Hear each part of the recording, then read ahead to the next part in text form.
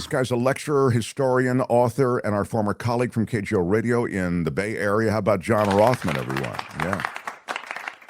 John, give me some thoughts on what's happening with California, and if you could, through the lens of, I think, the legal issues here, as well as the constitutional issues, which I believe you're quite familiar with. On Thursday, Judge Charles Brier will hear the question of the California legal suit. I want to point something out that most people are not aware of. Judge Brier served on Archibald Cox's Watergate team. He's been around for a while. He has a great sensitivity to the presidency, and I'm glad that Judge Brier is the one who's going to do the review. But understand, all this talk about immigration, all this talk about all this stuff, Mark, the real issue is Donald Trump. We are in this position because of Donald Trump. And unless people wake up and understand that our democracy really is at stake, I think we're missing something very, very important. I have to say that I think this conversation about the democracy at stake, while obviously significant, you could say it's the front and center issue, I think, which is sort of what you've just said. It feels amorphous. It feels kind of like, a little hard to get your arms around. Not if you think about Donald Trump. Mm-hmm. Not if you understand the abuses of presidential power. If I can put on my hat as a presidential historian, which is generally what I'm interviewed about by people, and what I talk about on my podcast, this is such an abuse of power. It is almost beyond comprehension. The tragedy in all of this is the Republican Party, with its complete silence. And may I say, if this were Joe Biden or Barack Obama, the Republicans would be up in arms. We have to rely on one thing and one thing alone for the next few months, and that is the courts. The Supreme Court is going to be critical, and I've said it before on your podcast, and I will say it again. Chief Justice Roberts is going to be critical in all of this. Amy Coney Barrett is going to be critical in all of this. And if I am right, that is the boy with the finger in the dike. They're the ones that are going to have to do it. Otherwise, we'll have to wait for an election. And Donald Trump, frankly, doesn't care about the election results. He's making that clear every single day. I have never seen a presidency more out of control. So we can talk about immigration, and you can listen to Tom Holman and the others saying it's all Joe Biden's fault. Nonsense. The action that is taking place now is the responsibility of Donald J. Trump, and he should be held accountable by history without any doubt. The raids are really being done in a heavy-handed way. I suppose that is designed to send a message, right? I think it does two things. That's what an authoritarian regime does. Yeah. You're saying it scares the populace into being cowed by the authority. Sure, it scares me. How do you think people who are of Spanish heritage, Mexican heritage, are walking down the street? People ask me, what should we be doing? I said, carry your papers with you. Not that it will help you, given the climate that the ICE people are promoting, which, by the way, is not the fault of ICE. It is the fault of Donald Trump. It is the fault of Kristi Noem. It is the fault of the Attorney General, Pam Bondi. It is the fault of an administration which has no regard for law. And it's a very simple fact. And it's very disturbing to me, Mark, because if they can do it to them, they can do it to us. And I think that is the important element which needs to be considered. Al Gore was here in San Francisco, and I put it up on my Facebook page, and he gave a talk, and he was fiery as all get out. And he said, this is an attack on democracy. And we better understand that as democracy is eroded by Donald Trump, we all feel that impact. By the way, I could not allow this opportunity to pass without talking about Robert F. Kennedy Jr., who made a pledge when he testified before his confirmation hearing about holding on to the vaccine board, dealing with the question of vaccines. 17 people were fired. And you know what he's going to do now? He's going to put his own people in there who don't believe in vaccines. Do you understand? This is a question of public health. By the way, democracy is a question of public health. And if part of my problem when I do this every day, either giving speeches or being interviewed or appearing with you or doing my podcast, is there is so much. It is so overwhelming that to narrow it down to really get people to focus is a very difficult thing to do. So Well, I I think want, you've got incompetence at the highest levels of government. You just mentioned one of those things, RFK Jr., and but you've it's got not incompetence. It's deliberate action. no. They have an ideology, and that is a deliberate process. Their ideology is built around incompetence, sir. They have Okay. no knowledge of the topics that they are meaning They public think they health. do. In this case, public health. In the case of Kristi Noem, because it's not limited to RFK Jr. I'm glad that you mentioned RFK Jr. We talked about the story yesterday. It's insane. It's absolutely insane, as And you've can I said. make one other I point? mean, Look the what's happening in Ukraine. the vaccine board gives the most rigorous review of these vaccines possible. So if you ever wanted an intense scrutiny of a vaccine and its effects, you want that vaccine review board. Of Now, course. go ahead. I mean, we haven't even talked about Ukraine and what the Russians are doing now to the Ukrainians is appalling with high technology. Do you hear anybody raising an objection? And you know the problem is, Mark, we don't have time. When you and I had a 4-hour, well, we did 2. When I had a 4 or a 5-hour program, I could deal with so many issues. But now we are limited, and Donald Trump is taking advantage of that. This is a really important thing to understand. We can talk about a million issues, but the reason these things are happening is because of Donald Trump. And unless we understand that and realize what he's doing, we miss the important point.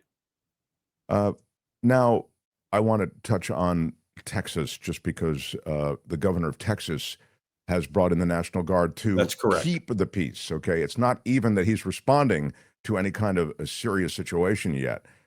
Protesters held a peaceful demonstration in downtown San Antonio on Sunday. The demonstration followed ICE arrests of immigrants who showed up for appearances in the San Antonio Immigration Court. This is another thing that they're doing, John. These are prescribed appearances at courts on the part of these immigrants who are trying to attain legal status as asylees, as fearing violence and fleeing these countries that they can't inhabit anymore. And they're going to their assigned court date. When they get there, They're arrested. ICE agents arrest them, and their court date is canceled. They are now processed as arrestees. And they're talking about sending people now to Guantanamo. And deportation. 30,000 people can be housed in Guantanamo. Do you understand? This is a complete abrogation of American democracy, of our rights, my rights, your rights. And unless we wake up and get the Republicans to wake up, there is a check on the president, and that would be the Congress of the United States. And of course, what is going to happen in Judge Breyer's courtroom to the California lawsuit is going to be critical.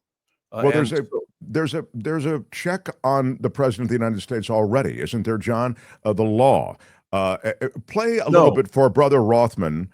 Play a little bit of Kristi Noem talking to Sean Hannity about overreach on the part of the president. This is when Biden was president. This is right before the Trump administration came into power. Go ahead, Albert. They're there at the direction of the president in order to keep peace and allow people to be able to protest, but also to keep law and order. That is incredibly important to the president. He recognizes he was elected to make sure that every single person in this country was treated exactly the same and that we would enforce the laws. No, that's not the cut. That's not the cut I want. That's not the cut I wanted.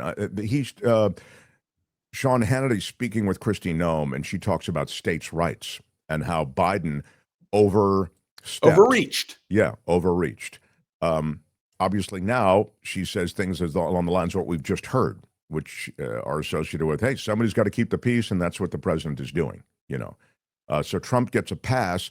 But I was saying this before, John, and I think it's important to not lose sight of the fact that the immigration conversation is a winner for him. It's a political winner. Of course. So people don't see it as the beginning of what you're talking about, the loss of democracy or the loss of due process. They don't see it as an illegality that serves anything but a noble means. In other words, they are affected by these actions. Right. And ultimately, I believe this administration's policies, Donald Trump's policies, will be brought down by his own hubris. I think people, once they're affected personally, will feel it. And that's what I'm hoping the American people will wake up to understand, and the Republicans. So, this is a tragedy unfolding before our eyes. I just reread Sinclair Lewis's book, It Can't Happen Here. And the tragedy is, it appears to me, and by the way, this is in defense of you, Mark Thompson, because I've been a great believer in the system. The system would offer the checks and balances. I have to tell you, I hope it will, but I believe the system has failed dramatically, and you have pointed that out repeatedly, and I regret to say that you were correct. Well, I've pointed out two things: that the systems and institutions of America are not something that you can have blind faith in or even general faith in at all. They're made up of people, all of these institutions. But the other thing does relate to people. I don't have faith in the American people. I don't have the faith that you have expressed before. I think people call me a pessimist, but I think I'm a realist. And the American people let us down in the last election, and they continue to let us down now. They go for the shiny object. This guy's good. Trump is very good. His people keep hammering these issues, and they have probably the biggest megaphone in Fox News Channel. And most of the major influencers are hard right-wing influencers. And so these are very hard headwinds to you're right, to fight against. Let me point out, this Saturday, there will be, for the first time in American history, a military parade in Washington, D.C., which is going to cost us a fortune in a time when we should be talking about economy, which many in the military oppose. They believe this to be the wrong thing to do. And Dwight Eisenhower, a Republican president, a five-star general, said these kinds of military parades have no place in the America that we have. He said, you want to see that? Go to Red Square. The simple truth is that these abuses of power are taking place on a quantum leap. And you grew up in Washington, Mark. You know the streets of Washington are not equipped for this kind of weight that's going to be going across it. Well, he's already he tore up the streets of Washington the first time. Remember, they had a version of this in Trump season 1 when he first 4 years wanted this and got it. And now you'll get all of this again, but you'll get it even bigger. And Albert's putting up what's going to happen. 6,500 troops, 150 vehicles. I mean, it's and the air power that's being used. And it's, by the way, Donald Trump's 79th birthday. What a way to celebrate. But the fact that there are no controls, he's spending this money, millions and millions of dollars without any condition, it is so disturbing to me.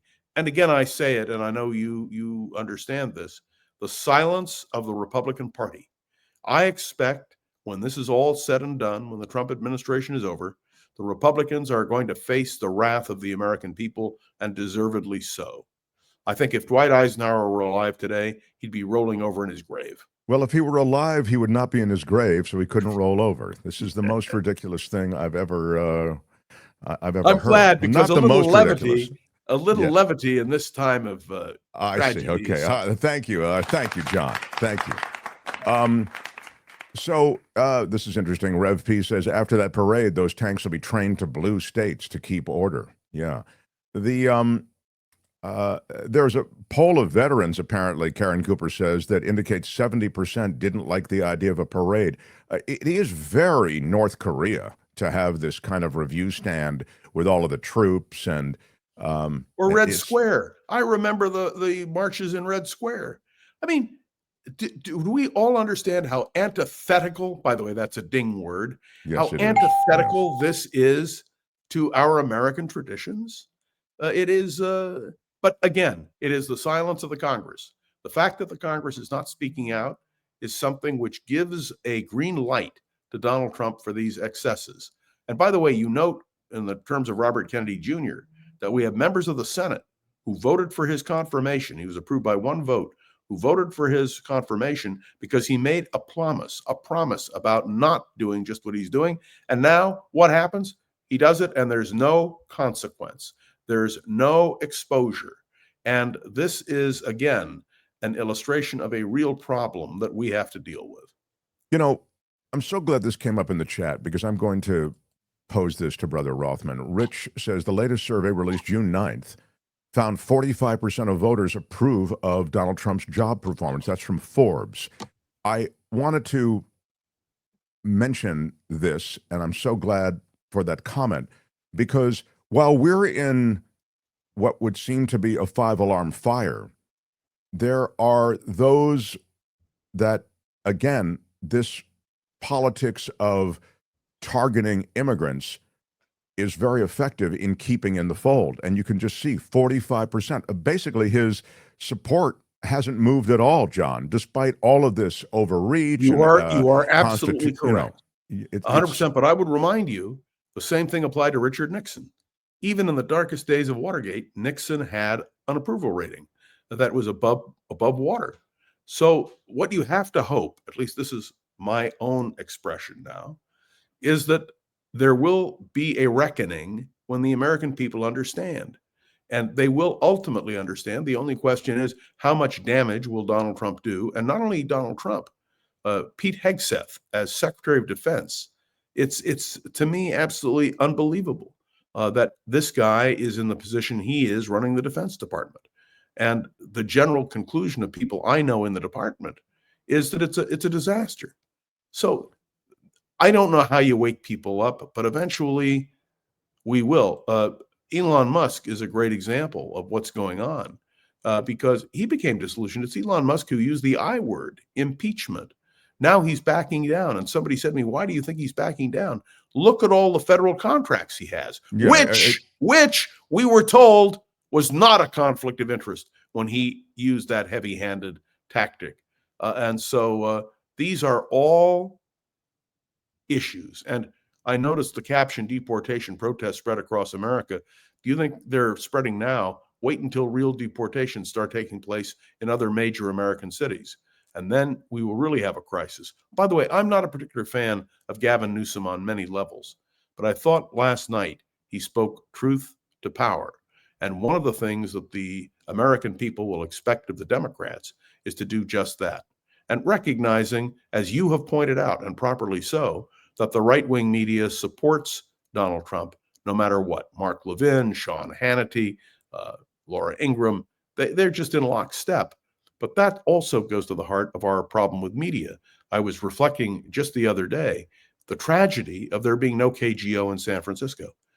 The fact that there is no talk radio where one can really discuss these issues in great depth and where there can be feedback and argument and rebuttal is another blow to American democracy.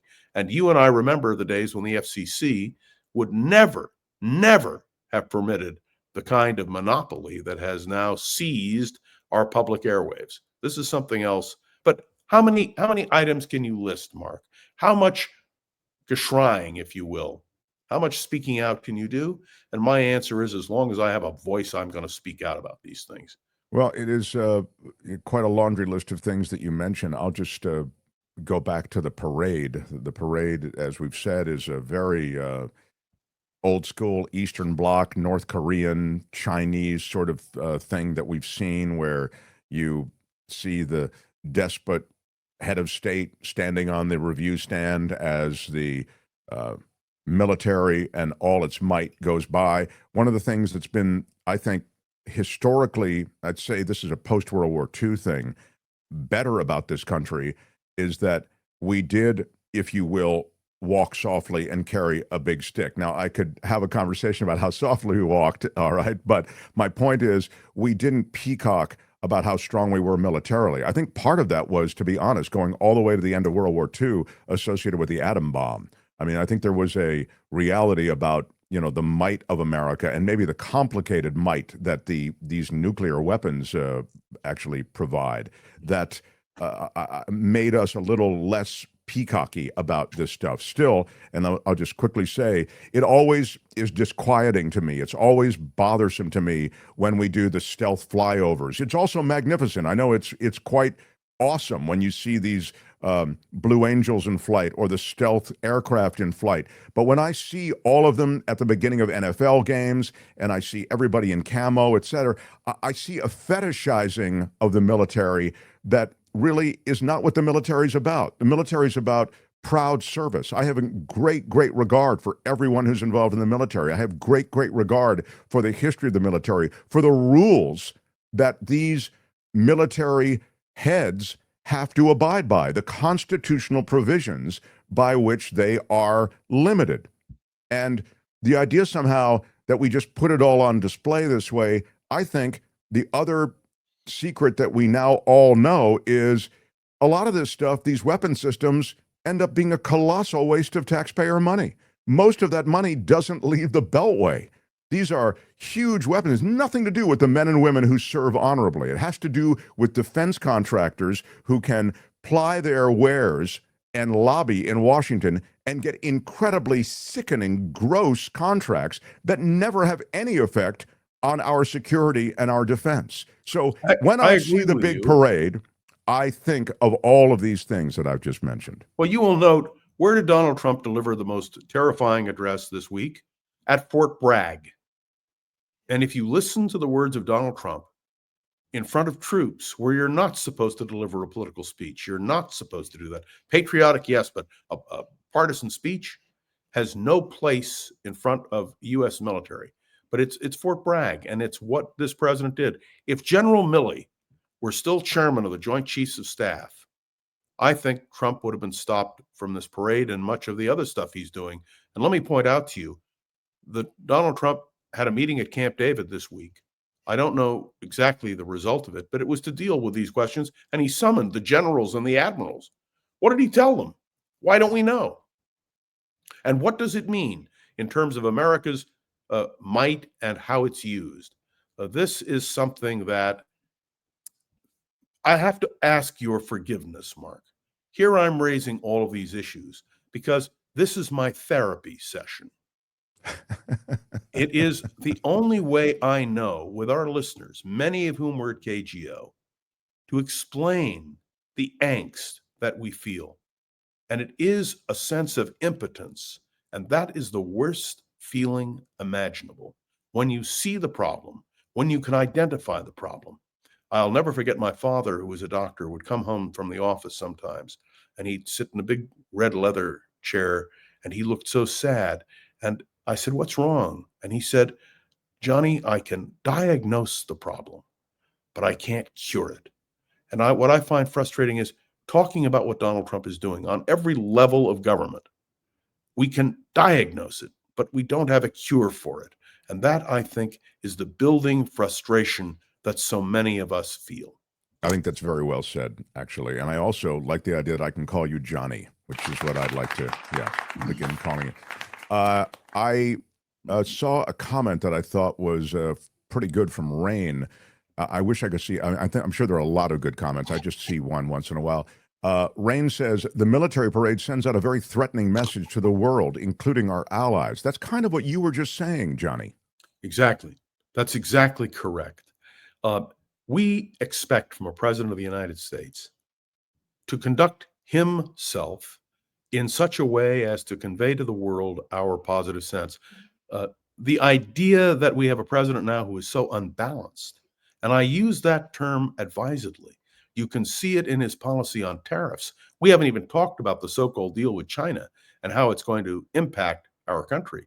You're talking about the just completed trade deal. Yeah, it's not formalized. It is simply a proposal. Yeah, it's kind of, you're right. It's not formalized. It's advertised, which is kind of the way they do everything, right? You know, if they have a phone call with China, they go, "Hey, we got a deal. It's great. China and I are talking, and we're coming close to a deal. We'll have one within the next 48 hours." He's talking to Putin too, and look what Putin is doing. I mean, all of you should understand what's happening in Ukraine, what's happening in Kiev right now with these attacks that are random attacks. And where is Donald Trump in all of this? Not a word. And so this is something that we need to consider. It's why I began my discussion with you today, that the issue here is not immigration. The issue here is not even a military parade. The issue here is not what is happening in the Department of Health and Human Services. The issue is the President of the United States. And those of you who've listened to me all these years on KGO and in other forums, and I've been saying this for years, more than 3 decades, it matters who is President of the United States. And clearly, we are going to have to deal with Donald Trump and his abuse of presidential power. We are going to watch carefully. And I think what happens in Judge Brier's courtroom on Thursday, tomorrow, is going to be a fascinating development. And then all of our attention must focus on the Supreme Court. How far will the Supreme Court allow Donald Trump to go? Because he's being challenged on every level. The And court is the so- only thing between the people and the president right now. I mean, I think the only protection is in the courts. And by the way, you know what the Republicans are talking about doing? They're pointing out, and this is just unbelievable to me, the district courts do not exist constitutionally. They were created. And now what Donald Trump and some of the Republican leaders in Congress, including the Speaker of the House, are recommending is the abolition of the district court system. It is beyond measure. I worked for Richard Nixon. I saw abuses. I've never seen or contemplated this. And I said before, and I'll say it again, when Sinclair Lewis wrote his book in 1936, It Can't Happen Here. If Sinclair Lewis were alive, he would be saying it is happening right now. And unless we are aware, unless we take action, either through the courts or through the electoral process, we are going to have severe issues in the days ahead. Thank God you're here, Mark. And I want to encourage everybody to contribute to the Mark Thompson program. Keep it alive. I only wish, Mark, that you and I had a 50,000 watt radio station that we could broadcast from dealing with this. And somebody asked me, if you had it, how many hours would you be willing to work? And I said, I'd work 24 hours a day, 7 days a week. It's very frustrating for us and for the American people not to have that vehicle. So, well, I'm ready to put in, if you get that radio station, I'm ready to put in 2 hours, everybody. That's it. So John can do the other 22. Seriously, of course, it's hard to see so much of the broadcast world go over to right-wing media, and it's also just difficult to see so much independent media crushed. You know, I'll just be honest with you, here on the YouTube platform, which is where we start, and then we're out as an audio podcast across Spotify and iTunes and iHeartRadio. There is a playing down, though, in the algorithm of YouTube of a lot of the voices like mine. It's independent media is still in control, and being in control. You know, you're working for the man. I mean, I just know, in other words, as the political winds get to be too tough for the YouTube crew, they play down things that are talked about here on YouTube. And that's why many go to other independent forums. But I think it is frustrating. The media environment is frustrating. There's no question about it. And it hurts democracy. It hurts our ability to have expression. You and I, Mark, have been part of the media world for decades. And what I am seeing now is, it saddens me beyond words. May I make one other comment? We were talking about the George Clooney production, which was aired on CNN. And I'm a big fan of Edward R. Murrow's. And one night on KGO. That was the Good Night and Good Luck. Yeah. Yep. One night on KGO, with the permission of Casey Murrow, Edward R. Murrow's son, we did a 4-hour special. And Casey gave me unrestricted access to all of the material that we were able to use. And that was a show worth listening to again and again and again. And the simple fact is, and I couldn't help reflecting, people ask me, who does Donald Trump remind you of? Joe McCarthy. Except there is no Senate control. Remember that in December of 1954, the United States Senate voted to condemn Joe McCarthy. And it was only 22 Republicans held out. And I can only say to you, I wish to God that we had the ability to do that today.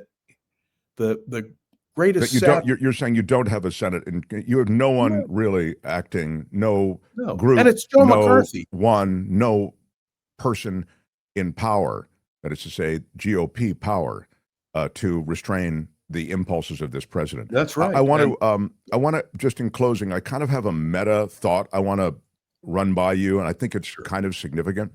And to be fair, it was suggested either in our chat or someone emailed me about this. Our email is themarkthompsonshow@gmail.com, just as an aside.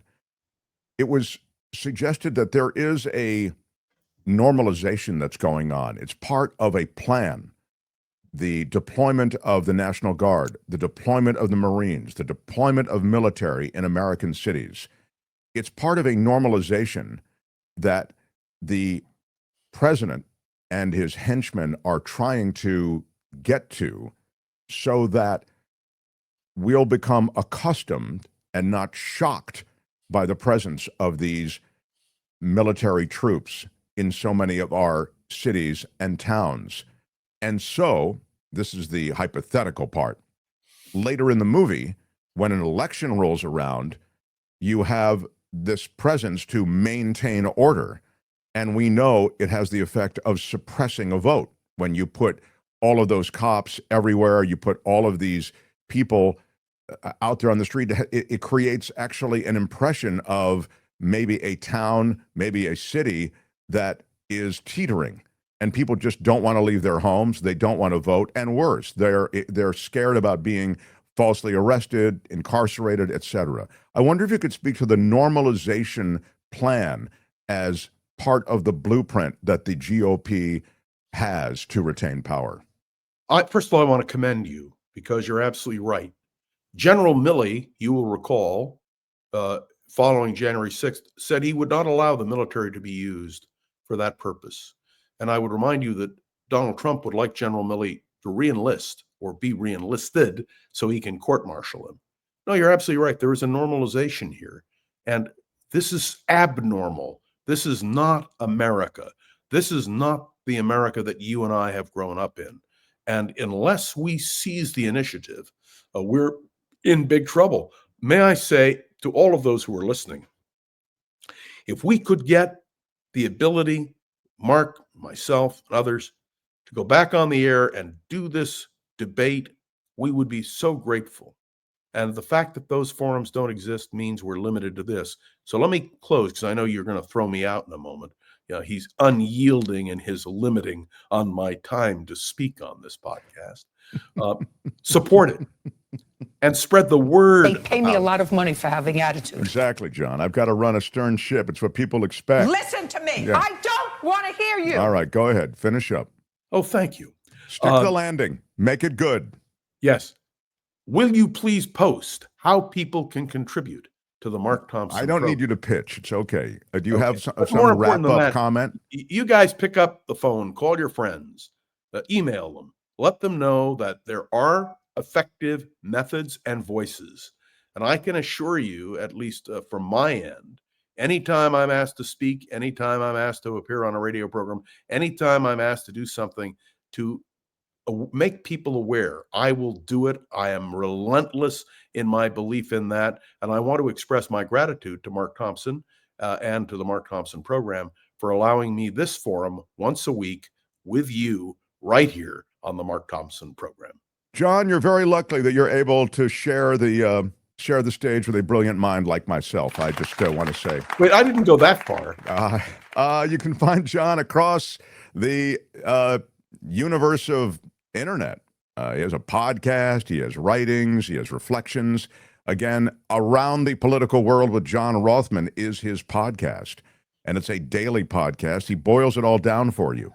TheVoiceSF.org is where you can find John Rothmann's work. TheVoiceSF.org. John, Just always click grateful. the podcast button there. We talked about Mayor Lurie and how he's responding to all of this morning. Oh, yeah, in San Francisco. Yeah, that's So, great. A lot of issues. But that's Mark, great. The only thank you reason so I'm much. here is because you are a friend. Yes, that's right. That's as Elon said it, John. We remain friends. All right, love having you in, pal. Okay, talk to you soon. Hi, it's The great Mark, John. and I thought that was great. Hit the notification bell. You'll know whenever there's a new video being dropped, and please subscribe to our channel to help us save the universe.